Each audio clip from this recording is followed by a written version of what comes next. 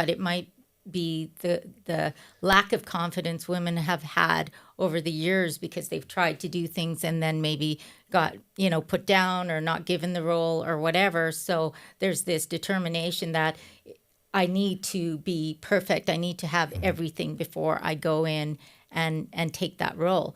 And the funny thing is, even once they get there, they've proven themselves. I mean, I can speak for my own, experience. You still have imposter syndrome. This is Shed Talk. Well, here we are. We have an extraordinary guest joining us. Desiree Bombenon is a true powerhouse in the world of business and social impact. Desiree is a celebrated leader known for her bold innovation and commitment to purpose-driven initiatives. With accolades such as the Real Leaders Award, RBC Women's Entrepreneur Award, and recognized for Ernst Young, she's a force to be reckoned with. Beyond her impressive awards, Desiree is a dedicated advocate for sustainable development and women's education, having been honored by the UN as a champion of sustainable development. She is a member of the UN Global Compact Network Canada, chairs the YPO Sustainable Business Network, and is a Harvard Advanced Leadership Initiative alumni. Desiree's passion for making a difference shines through everything she does. Desiree, I've been reading your bio and going through it. It is absolutely wonderful, and I read it. I am excited to see this journey, and welcome to Shed Talk. Thank you so much, Kevin. It's just such a great pleasure to be here. That is great. And you know what? I've known you for how many years now? I think it's like 20 plus maybe even. And we met through YPO. That's right. Way back in the day. And here we are today, and then asked you to come on to Shed Talk, and then just everything about you. So, wow, incredible. So tell me a little bit about your journey. Well, I think life's not just a journey. I think it's an adventure. And so it's been quite the adventure, everything from, starting, working for a communications company when I was 21 years old, right out of school. And just, I was a single mom at 21. And so the challenge was there right off the bat, right? Just both personal, business-wise. So there were a lot of struggles. And but, every day, is a challenge. And every day you persist through that challenge creates resiliency. And the more resilient you become, the easier these hurdles get as you go through life, and then you realize that there is no easy way to get anywhere, really. If you think that at some point things are going to be smooth and run without any hiccups, you're kidding yourself. And I mean, that as well, right? So what you do is you get used to having those hiccups and those challenges and those barriers, and you just plow through them. And so I've been doing that now in business and personally for, in business actually for the last 35 years and personally all my life. And you think about business-wise and being, so 35 years. Mm-hmm. So let's go back 35 years, a woman in business and a powerhouse woman, obviously, okay, and doing great things. And then fast forward to today, the difference between women back 35 years ago and what you had to go through to be where you are, where then and to where you are today. Yeah. I mean, back then, women were just as powerful as they are today and just as able to contribute as much. But there was a lot of invisibility, right? We weren't seen for what we did. And, there were, many, many barriers to moving up the ladder. If there were three guys and a woman, one of the guys is always going to get picked. And, some of that has to do with a little bit of bias towards male, but the rest of it has to do with women were never given the opportunities to be put in those positions to be chosen, right? So that even made it more difficult. When you're only one of 10 or one of 20 for a role, it's really tough to get there. And you look at it, so 1 in 10, 1 in 20. So here we are, fast forward to today. It seems to be, and I'm going to go to the pendulum swing, sure. Right? So the back then, women were not allowed to Not allowed. That's not bad. allowed. The not allowed to vote. Let's stop the suffraging. Okay, it yeah. just gets bad. But we're women. We're not allowed to. Basically, we get into business that the pendulum swings over. So yeah, 1 in 10 that couldn't get in. So now fast forward it. Now, if you're 1 in 10 and you're a woman, you're in. Do you see that pendulum gone the other way in corporate? Yes, I think so. I think maybe more for board, board positions and that sort of thing. I think in corporations, depending on the corporation, public corporations, yes, a lot of private corporations still operate the way they want to operate because they're privately owned and they don't necessarily need to sort of go with, the flow or what's happening today, the current affairs, right? So I think it really depends on optics. Women don't want to get into these board roles or into the position, the C-suite role, because of optics. They want to get there because they earned it, or they can do the job and they can achieve what the targets or goals of the company is. So, women who get into roles just because they're a woman, I don't think they want to be there. Because of that, I mean, they'll go into the role because they want to prove that it can be done, but it's not their path. It's not the path they'd want to take. No, and understand, because any woman that's in a great position don't want to be stereotyped and say, oh, I got it because I'm a woman. Right. Versus where the media comes in and social media comes in and everybody comes in there and says, well, here I am woman, or I am this, hear me roar. And that's not actually the case. It's all about, listen, I am qualified to do that role. I am that person that should be in that role. But I believe social media and the media actually heighten that to make it even worse.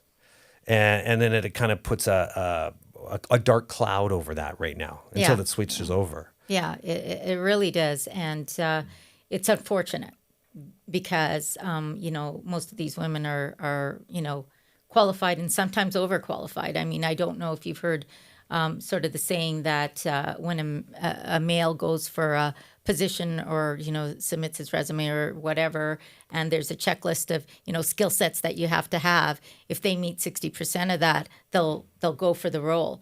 But a woman will not apply for a role until she meets 100% of what's on that checklist. So women are really, they're very specific about wanting to ensure that they have everything that's needed to be qualified for a role. So I would, venture to say that 90% of the time the women are more qualified for the role than the males who put their hands up for a role. So that's interesting, because you're saying that what I'm getting out of that is, so you have a male, or I'm applying for a job, I'm just going to go for it. I've got 60%, I should probably do it. Where all of a sudden somebody else is going in there and go, no, I need 100% before I do it, because the detail and the orientation of what that person is they're two totally different mindsets. I can get in there with 50%. No, I need 100%. Yeah, and it might be a confidence thing. I'm not a psychologist or anything, so I can't say for sure, but it might be the lack of confidence women have had over the years because they've tried to do things and then maybe got put down or not given the role or whatever. So there's this determination that I need to be perfect. I need to have everything before I go in and take that role. And the funny thing is, even once they get there, they've proven themselves. I mean, I can speak for my own experience. You still have imposter syndrome, right? You still sit there and think, should I be here? Do I belong here? Geez, I'm doing everything, but I don't know if I deserve to be in this role. All right, let's talk about that imposter syndrome, because a lot of people have it, and you just mentioned it. When was that one of that held you back, was the imposter syndrome? I still have it. Oh, really? Yeah. And I think, I don't think I'm alone in this. I think, you achieve all these successes, and maybe it's because I am not, let's say, egotistical. Like, I'm not in my roles, my positions. I don't do what I do because I love the power of it, or because, I want to be the top dog, or any of those things, right? I do the things I do because I love to do it, because I love to see other people achieve. It gives me joy. I love to lead people into success. And those things are what makes me happy, but it's not necessarily because I need all the accolades or the awards or anything else. And then these just I don't know, because of what I'm doing, all these accolades and awards just organically come to me. And I sit there and go, oh, why did I win this? Or how did I win this? And really, I think I have to accept the fact that some of these things are actually deserving of the things that I'm doing. And I think more women need to think that way. They need to know that they are achieving things and it's okay. It's okay to be rewarded and recognized for that. When was the first time that you had that aha moment Of that the of how your greatness? Okay, so I'm gonna talk two things because there's the guy on your shoulder telling you that the imposter syndrome. Then all of a sudden, that moment in time, you got an award for it. It could be Ernst Young. It could be anything that because you've been in so many different organizations and just shined. When was one of those aha moments that you know what? I truly am great. Well, I don't, I can't sit there and say I sit there and go, I'm truly great. But I mean, for example, I was putting together, I think it was when I was putting together like my resume and some information for somebody who wanted it for a portfolio for an article that was being done. And the article was on sustainability and everything else, but they just wanted everything. And they said, can you please put together a full portfolio? Because I'd always give like a short bio and my headshot and whatever. And so it's only been in this past year that I put together an actual portfolio. I don't know how many people do that for themselves regularly, but I'd never done it. So I was going back and I was taking articles and, clippings and podcasts and putting all this stuff together. And as I was building it, I was like, holy crap, this is a lot of stuff. Like I've done a lot of things in my life. And it wasn't that I was thinking about, oh, my greatness. I was just thinking about I've accomplished quite a bit. And I was really, I was feeling good about that. So when you're saying feeling good about it, accomplished, but not greatness. Well, Is that greatness to me are like things like, I don't know, for people like, Mother No, I don't know. Teresa and Gandhi and, that's greatness. That's where you've led change beyond, what anybody can imagine one person can do. And I don't think I'm in that category. So when you don't think you're in that category, because you just mentioned three absolutely amazing individuals, and you think about what you've done and changed people's lives, like there has to be a time and a moment that you know that you've changed someone's life. Oh, yes, there is. I do a program called Hero Girls and run that through my business model. And we're educating girls in Nepal. And really what we're doing is we're allowing girls to go to school in an area in the most caste system in the world, probably in just outside of Dang, Nepal, in these small villages. And these girls aren't allowed to go to school because they need to stay and work on the farm or be sold to farmers so that their family can have money to live and eat and be able to send the boys to school.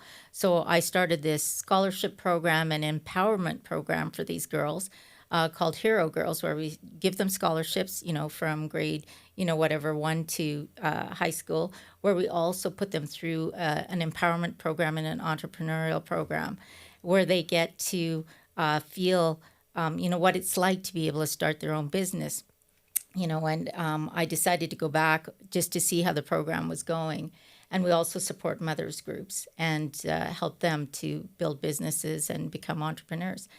And I knew the program was working, but I didn't know how well until I got there and I got to see the girls going through the empowerment program. But more importantly, I went and I met some of the mothers who, started businesses because of me. And there was this one lady who, when she started, she had like her one little sewing machine and she was sewing clothes for her little village. And then with the help of our microloans, she had scaled it out to like 6 or 7 ladies all working for her. And they were selling all these clothing to the actual, to the shops in Dang. And I was thought, this is brilliant. This is wonderful. But the best thing was I got to meet her husband, who had spent all his time working in Dubai to help with their family. And he came up and he shook my hand, and we had to have an interpreter because I didn't know what he was saying. And the interpreter said, he's thanking you because he had never seen, had got to spend any time with his girls since they were like 1 and 2 years old. He was away working in Dubai to support the family. And for the first time in his life, he's back at home. He's being able to spend time with his family because his wife now runs the business and he could stay at home and be with them. And that was very impactful for me to hear. Wow, that's an incredible story, because when you listen to that, or you're telling that story, the first thing that I come in is conflict. I'm thinking, the woman is now bringing in, and I say woman, is now bringing in money where the males are going to school and doing this. Was there a conflict in between that, in that culture? Yes, absolutely. I mean, we had to liaison in with the sort of village influencers on the ground first. Like, we cannot be a Canadian company coming in and parachuting, or, a Canadian individual coming in even and parachuting and trying to tell these people in the village how they should run their village, right? So we had to have people on the ground. So we worked with another organization who knew the influencers and got to talk to them and convince them that this is a good thing, because these girls are now going to be educated and they too are going to be able to work and bring money back into the village. We had to convince them that these businesses that these women were trying to do would be successful and bring money back into the village. So the leaders of the village were like, okay, as long as, something's coming back to help support and build community in our village. So once we could prove that that was happening, then they got even more on board and more on board. And now this program's been running for about 5 years in Nepal. So when you look at basically you're not you parachuted in, or not, you haven't parachuted in, then all of a sudden the community as a whole to be able to say, okay, now, because that's a big cultural shift, to be able to all of a sudden say, okay, our village is this, and now you're coming in there, okay, now we're going to bring in money sustainable through the women starting up their own their own businesses. The one story with the man working in Dubai, because that would have been an ongoing story, that the men and the boys had left the community. Yes. So it's changing, the ecosystem within that community, but not in a bad way, and very slowly and inclusively, so that people, the elders don't feel like we're just trampling on the way that this the culture works in their village, but they also see what's happening. That they're able to sustain the families. They're able to feed themselves. They're able to have these girls go to school and now college and university and that sort of thing. So they're quite happy. And like I said, I went and visited only 3.5 years after the program was going. So I wasn't gonna, just jump in there and say, hey, look what we helped do. I came in slowly after a few years, after it was running, after they could see the outcomes and results of the program, and that we knew that they were happy with it. So. And it's interesting because you step back, you walked, came in 3 days later, or three years later. And then all of a sudden, what's really interesting about that is, because all I can think in my head now, mentorship. Now you've got them to the level of, and I say they, everybody, because in business, is now that they're running their businesses, you've got them started. Now, how do they get mentored? Right. So, I mean, the program is in place with this group that we're working with down there, and they have a full curriculum and program for these girls, for these women. So everything's set. We look at it every year to see any changes, if they've added anything to the program, or how they, implement these things. So it's really well done, well put together, and through years, like I said, of developing the program and ensuring that we're, dotting all the I's and crossing all the T's, and that we've got everything in place to help them to be successful as much as we can do, right? It's also up to every individual and every family and every woman who takes on these microloans to, make the effort to do what they need to do. But yeah, the information, the help, the support, the resources are there for them. So you look at the help, the support, and the resources there. Fast forward now, or not even fast forward, just move it from there to Canada in the same aspect for women in business here. And organizations with women in business. Because right now, like we talked earlier about women in business, having mentors and leaderships of women, not of men being their mentors, but of women being. How is that an impact in society as women as a whole, like organizations? Like you have YPO, yes, we have EO, we have tech, we have all of these organizations. More women are getting involved. Great. But is there a place for women clubs only? Well, it's funny that you mentioned that.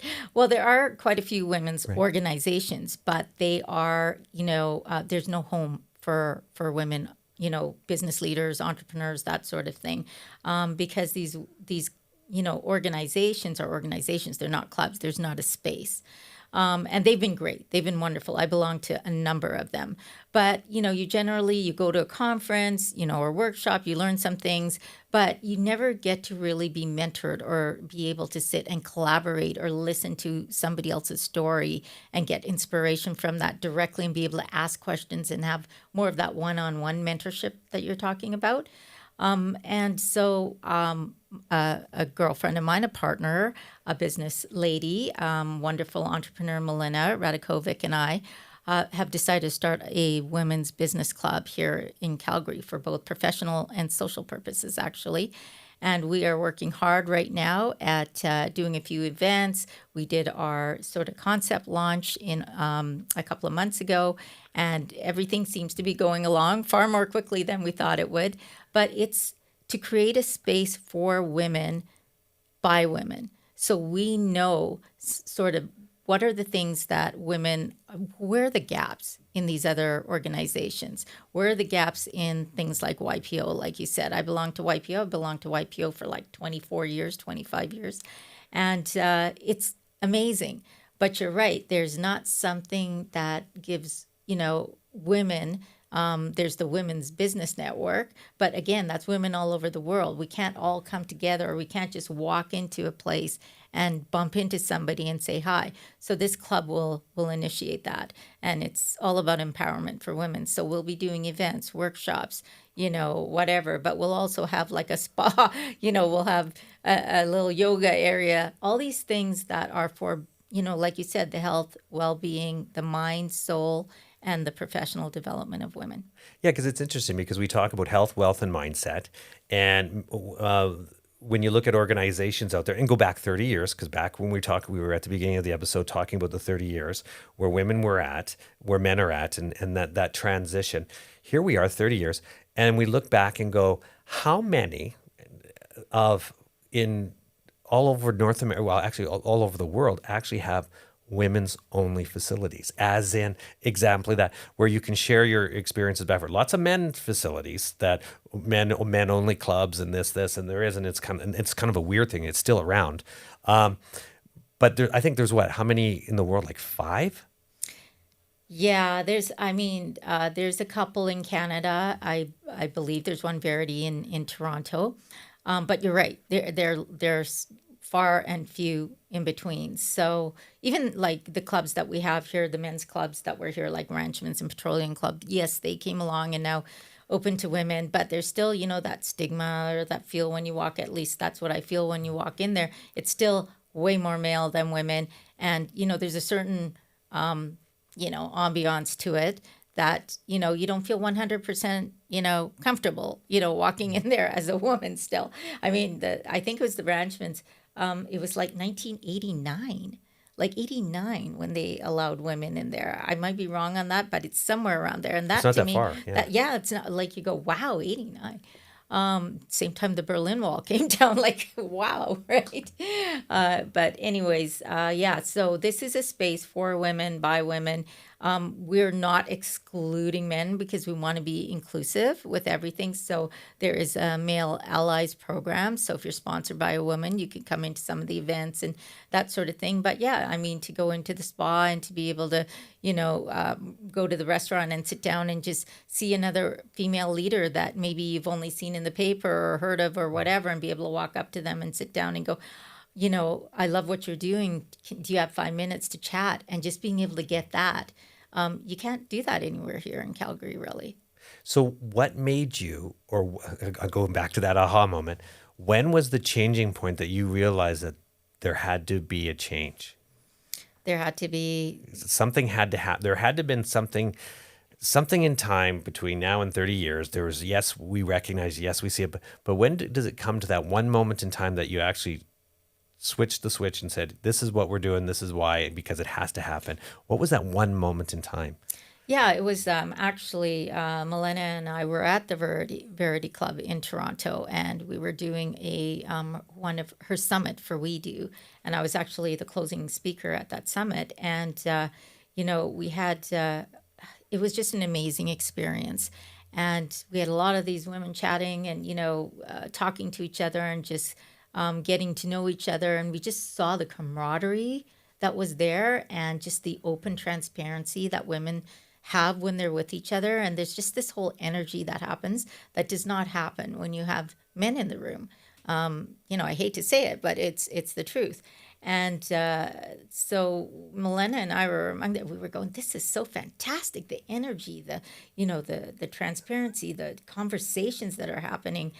This just doesn't happen anywhere unless you get a group of women together in a room. And we said, we need this type of club in Calgary, because Calgary at that point, we were just at that point just coming out of the pandemic, and a lot of right across Canada, the entrepreneurs, especially female entrepreneurs, couldn't get back going. Like, it was just a travesty to see all of these female leaders and entrepreneurs and inspirational stories come crashing down because they didn't have any support or resources or somewhere to go to get them going again. And we thought, we need this in Calgary. Calgary has such an amazing ecosystem of female leaders, and we need to help support them and raise them and give them an opportunity to meet other female leaders that can help them along, that can give them a hand up. And, we just felt like it was the right time to do it. It is the right time to do it. And what's the biggest challenge so far doing it? Oh, finding a space for sure. We want to have a specific type of space. We want to have something that is going to be meaningful, that's going to, fit all of the various, space requirements we have, for workshops and event space and all that stuff. And it's just been tough to find a building. And of course, Milena and I are starting this as a side project, as something that we feel is a necessary thing to do for Calgary and for women right now. But it's just the two of us, and we need to get this going, and we need to get this everybody talking about it and understanding how important it is to the city and moving it forward. So it's just really finding the right space. We're doing some events at the Petroleum Club, the Calgary Petroleum Club. Tony Marie there has been exceptional in helping us to start going with this. So we have an event on October 21st at the Calgary Petroleum Club for any women who would love to join us. We'd love to see you there. And then we'll have one once a month, and we're hoping to do this for about 6 or 7 or 8 months until we find the space that we need. That's interesting. So how would anybody get involved, or how would they actually get tickets to that, or get a hold of, who do they get a hold of right now to do that? Well, we're just launching our website on Monday, I believe. So Aspire, ASPIHER, aspire.com. And you can just go on there, and it'll have an events page, and it'll show you the next 4 or 5 events. And you just click, register, and show up. That is awesome. Now, out of everything that you've done, all the stuff, the UN, we're going through all this again, one moment of all of those that sticks out in your head. Remember, you've been at all these awards events, you've been everywhere. Is there one thing that truly sticks out in your head, a feeling? Let's talk about a feeling, something that just really right in the heart of, as an entrepreneur, as a woman, as a guy, as whatever it is, that moment in time that you'll always remember that feeling. Well, I've had a ton of those, honestly. I can't say that there was any one more than the other. Yeah, I mean, you mentioned entrepreneurs, so I'll just, the first thing that came to my mind was, when I won the Ernst Young Entrepreneur of the Year award, because I just at that point, my business was like in major scale growth mode, and I was pulling my hair out. And in fact, the first time they came to me and said, "You should really apply for this," and I was just like, "No, I just don't have the time. I can't do it. It's too much work, whatever." And then they came back to me like 6 months later, and they go, "Listen, you need to really apply for this. And if you don't feel comfortable, why don't you apply for the Women's Entrepreneur of the Year?" And I looked at them and I said, and I said to him, I said, "Women's Entrepreneur of the Year award? Are you kidding me? An entrepreneur is an entrepreneur. It doesn't matter if you're male, female, or whatever, how you identify. You're an entrepreneur." So that sort of really got my blood boiling and sparked my interest in, I'm going to apply for this thing, but not as a female entrepreneur. I'm going to apply as an entrepreneur. And still in the back of my mind thinking, oh my Lord, there's so many great businesses out there. There's no way that I'm going to get this. And then when I got it, like somebody had to nudge me at the awards because I was sitting there and they called my name and it was like I didn't even hear it. And then they nudged me and they go, "You just won." And I was like, "What?" And so that's when like really I went, I am an actual entrepreneur, because I never thought of myself that way. I just thought of myself as some dreamer trying to get something going and build something. And so I can now classify myself officially as an entrepreneur. So your biggest superpower? I think I think my superpower is resilience. But I did one of those superpower tests. I don't know if you've ever done that. No. Yeah, there's this actual program that you could do to find out your superpower, and what it came out was storytelling. So it's interesting that we're sitting here talking about stories and the different things. I have 100 different stories I can tell, but we have a short time. Yeah, and we just did one story, so that was even better. All right, one final question for you is about young entrepreneur females, women in business. They've started their business up. What advice would you give them? And they're not a startup, they're in between, so they're, say, $1 million plus. What advice would you give them? I would say just go with your gut, because your gut and your brain are associated. I don't know if a lot of people know that, right? And your gut has intuition that your brain doesn't. Your brain thinks, either creatively or logistically or logically, but not, intuitively.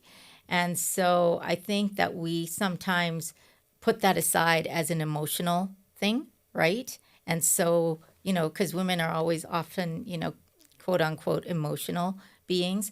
But it's a very strong and powerful thing. And I think that I wouldn't be where I am today if I didn't just go for it based on my gut instinct, as they call it, over top of what everybody else around me was telling me was possible.